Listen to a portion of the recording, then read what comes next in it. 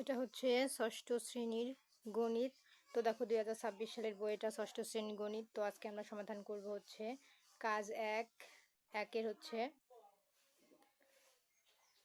ক, খ, গ, ঘ। দেখো একে বলেছে 101 থেকে 150 পর্যন্ত সংখ্যাগুলোর মৌলিক সংখ্যা নির্ণয় করো। আমরা 2 এর সমাধান দেখব। আর একে বলেছে 2 অঙ্ক বিশিষ্ট 10টি মৌলিক সংখ্যা লেখো। তো আমরা 1, 2 এবং 3 এর জোড়া সংখ্যাগুলোর কোনগুলো মৌলিক সহমৌলিক সংখ্যা সেগুলো আমরা নির্ণয় করবো। তো চলো আমরা 1, 2, 3 এর সমাধান দেখে নেই।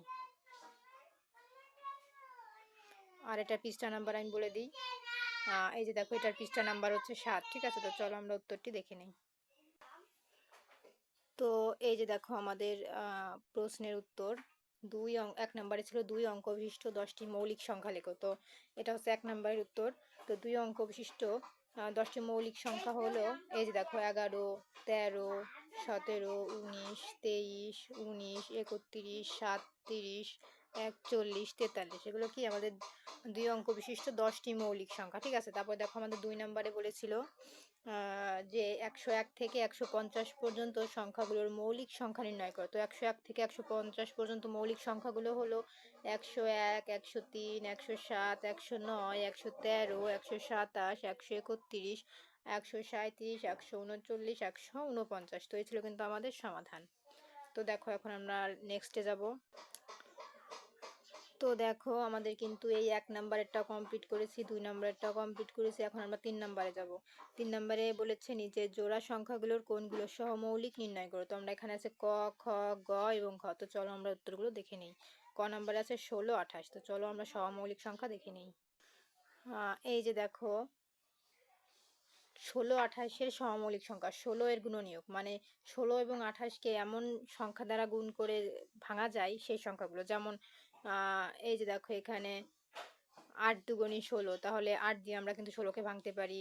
তারপরে এই যে 2, হ্যাঁ, এই যে 8 দুগুণী 16 বা 14 দুগুণী 28।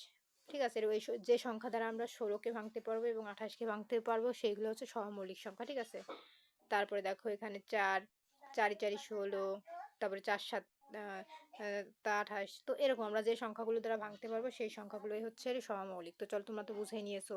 তো হবে 1, 2, 4, 8, 16। তারপর 28-এর মানে এগুলো দিয়ে লোকে 16-কে ভাঙা যায়। ঠিক আছে, যেমন আর এই 28-কে দিয়ে ভাঙা 28-এর গুণনীয়ক, মানে এই সংখ্যাগুলো দেখে আমরা 28-কে ভাঙতে পারবো। যেমন এই দেখো 4 7 28। ঠিক আছে, তারপরে যে 14 দুগুণী 28, বুঝছো? তো এরকম তারপর 28, এই যে 28 একে 28, মানে যে সংখ্যা দ্বারা আমরা 28-কে ভাঙতে পারবো সেই সব সেগুলো সহ গুণনীয়ক হচ্ছে এইগুলো। তারপর আমরা এখন খ নাম্বারে যাব। এই 27 আর 38-কে আমরা কোনগুলো দিয়ে ভাঙতে পারবো? এই যে দেখো 27-কে আমরা ভাঙতে পারবো হচ্ছে, এই যে দেখো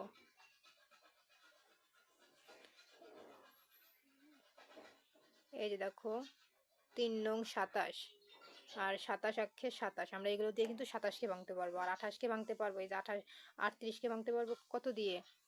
এই যে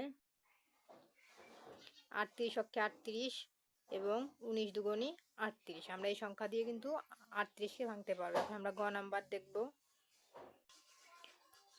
এই যে দেখো আমরা 31-কে ভাঙতে পারবো কোনগুলো দিয়ে?